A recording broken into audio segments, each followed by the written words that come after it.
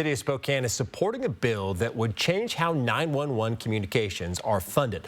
Law enforcement organizations around the county say the bill would create a funding gap outside of the city. Derek Strom spoke with Mayor Lisa Brown about what she believes is an unfair situation. This House bill is about fairness, fiscal responsibility, and public safety. The city of Spokane and law enforcement agencies around the county are clashing over House Bill 1258, which would change how emergency communications are funded.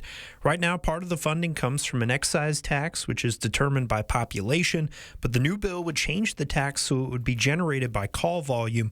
Mayor Lisa Brown says supporting this bill is partially due to Spokane Regional Emergency Communications no longer taking calls for the Spokane Fire Department. That the status quo is not acceptable, and the status quo is, again, we're not taking your calls, but we're taking the revenue.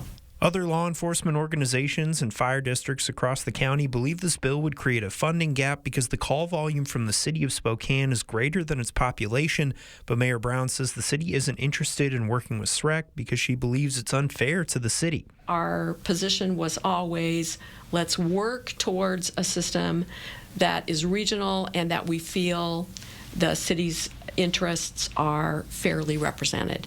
And if we can get there, that's where we want to go. Mayor Brown doesn't believe that the partnership between SREC and the city of Spokane was the right long-term plan for the city.